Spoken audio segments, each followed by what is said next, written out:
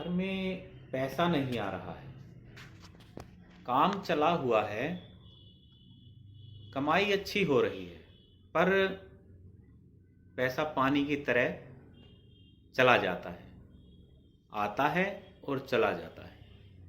घर में बच्चों की छोटी मोटी नोक झोंक लगी रहती है। तो दोस्तों, मैं आपको बहुत अच्छा उपाय बताने वाला हूँ।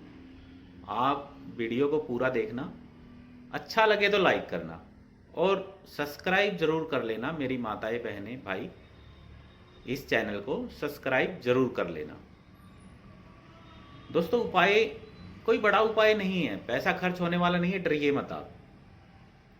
और आप खुद कर सकते हैं इस उपाय को। कहीं आपको जाने की आवश्यकता नहीं है। कहीं पैसा, मैं बार बार हर वीडियो में बोलता हूँ कि आपको कहीं पैसा खर्च करने की आवश्यकता नहीं है, क्योंकि हम बड़ी मेहनत से पैसा कमाते हैं और वो पैसा हम किसी को भी ऐसे ही हम देखो, तकलीफ हर इंसान को होती है। कोई छोटी मोटी तकलीफ हो जाती है तो हम सबसे पहले शाने सेवड़े भगत मौलवी या पंडित के पास जाते हैं। और आजकल अच्छे बहुत कम हैं।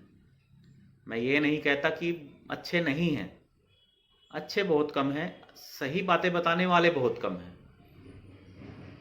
विद्वान बहुत कम मिलेंगे आपको। दुकान बनाए हुए बहुत सारे मिलेंगे, जिन्होंने पैसा कमाने के लिए एक दुकानदारी बना ली है इन चीज़ों की। तो वो आपको बहुत सारे मिलेंगे। वो आपको पैसा है आपका ऐंठते रहेंगे, आपको इधर उधर की बातें बताते रहेंगे। आपको ये हो गया, वो हो गया, ऐसे चढ़ाना पड़ेगा, वैसे करना पड़ेगा, आपको ये क्रिया करानी पड़ेगी, वो करानी पड़ेगी। तो दोस्तों, इन चक्करों में मत पड़ना।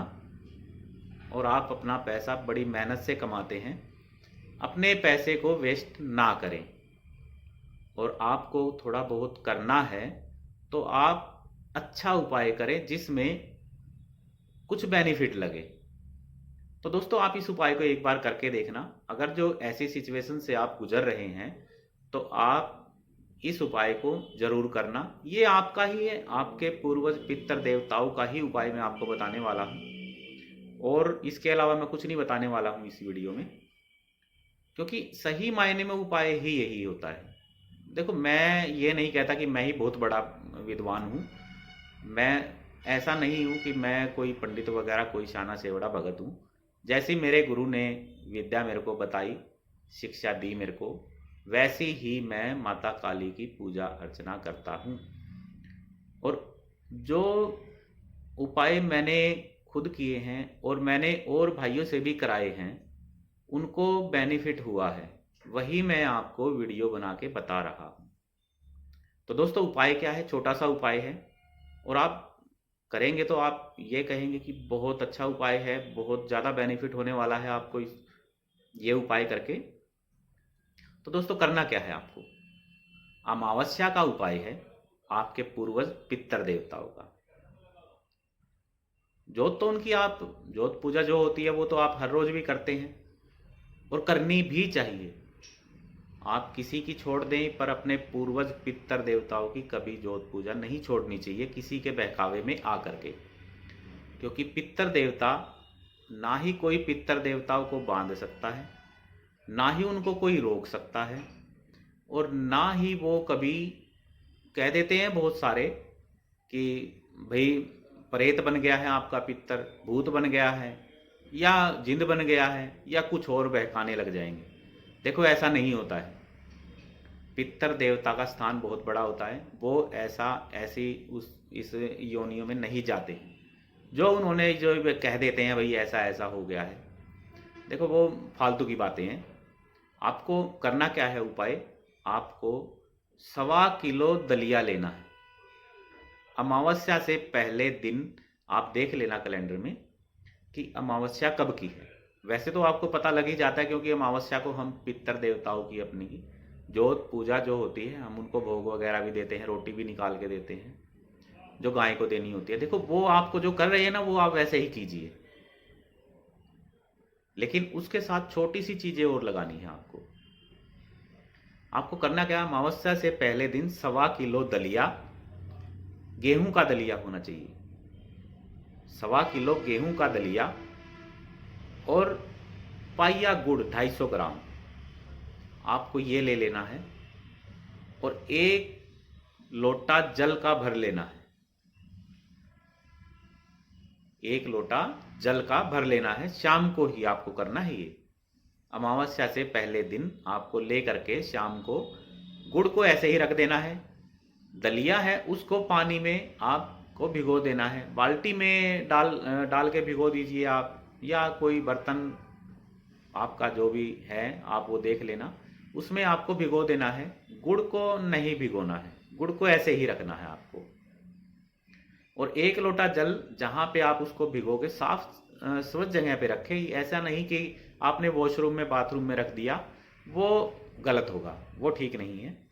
आप कहीं भी उसको अच्छे आपके मकान में कहीं भी रख सकते हैं। आपको दलिया भिगो के रख देना है, 1 लोटा जल वहां पे रख देना है। शाम को ही अपने पितर देव का, पूर्वज देव का थोड़ा सा ध्यान लगा करके आपको भिगो के रख देना है। 1 लोटा जल भी आपको वहां पे रख लेना है। आपको अमावस्या अगले दिन की होती है, आपको वो देख लेनी है अमावस्या कब की है। उसके बाद क्या करना है आपको जो घर में जोत पूजा करनी है स्नान करके, वो आप कर लें। उसके बाद आप आराम से पहले आप गूगल पे सर्च कर लेना, या अखबार में भी आता है कि राहु काल का टाइम होता है। हर रोज का अलग अलग टाइम होता है उनका, राहु काल का। उस राहु काल के समय में आपको ये उपाय नहीं करना है, या तो उससे पहले करना है या उसके बाद करना है। आपको दलिया उठाना है, जोत पूजा अपनी घर में जो पितर देव की या देवी देव की जो करनी है आपको, वो आप कर लें। उसके बाद 1 लोटा जल और दलिया, वो आपको पानी ज़्यादा मत डालना दलिए में, कहीं वो बहकर इधर उधर गिरेगा तो वो ठीक नहीं रहेगा। आप पानी थोड़ा हिसाब से डालना उसमें, कि वो भीग भी जाए और कच्चा भी ना रहे और पानी ज़्यादा भी ना हो। आप उसको उठाना और गौशाला चले जाना सीधे। गांव में, शहर में गौशाला तो बहुत होती हैं। आप गौशाला में चले जाना और वहां पर जा करके गुड़ घर में पहले छोटा छोटा तोड़ लेना, छोटा छोटा तोड़ करके वहां पे आप गौशाला में जाएंगे तो गुड़ को आप दलिए के अंदर मिला लेना है। आपको छोटा छोटा तोड़ करके मिला करके आप गाय माता के सामने, आप वहां पे जो भी पक्का, कच्चे में मत डालना, आप मिट्टी में नहीं डालना है। आपको वहाँ पे बनी हुई होगी गौशाला में, जहाँ पर वो गौ माता को खाना खिलाते हैं, वो बनी हुई होगी, वहाँ पर आप खड़े हो जाना है। गाय माता अपने आप आ जाएगी आपके पास। आपको वहाँ पर उसके अंदर डाल देना है। और जो वो 1 लोटा जल आपने जो लिया था, उस जल को गायें जब उसको खाने लग जाए, तब हाथ में लोटा लेकर के अपने पितर देव का ध्यान करना है और कहना है कि हे पितर देवता, हमारे घर में ऐसी ऐसी सिचुएशन है, आप इसको ठीक करें और हमारे घर में वास करें। ठीक है दोस्तों, आपको ये कहना है कि हमारे घर में वास करें, हमारे घर में रहें, अपने घर जाकर रहना है आपको। और आपको वो लोटा जल का आपको गौ माता के चरणों में डाल देना है, या जिस पे बांधते हैं खूंटा बना होता है उसके ऊपर डाल देना है। आपको ये छोटा सा उपाय करना है। और ये आप उपाय 5 अमावस्या कर देंगे ना, तो मैं कहता हूं कि आपको कोई भुकाता है ना, ऐसे कहता है पितर बांधा हुआ आपका, ऐसा कुछ नहीं रहने वाला है। अगर आप किसी वहम में पड़ भी गए हैं तो आप 5 अमावस्या ये कर दीजिए, आपका पितर दोष भी खत्म हो जाएगा। जो बता देते हैं पंडित की पितर दोष चला हुआ है, देखिए वो बताते रहेंगे, लेकिन उसका जो असर होगा ना, वो असर आपके ऊपर नहीं रहेगा।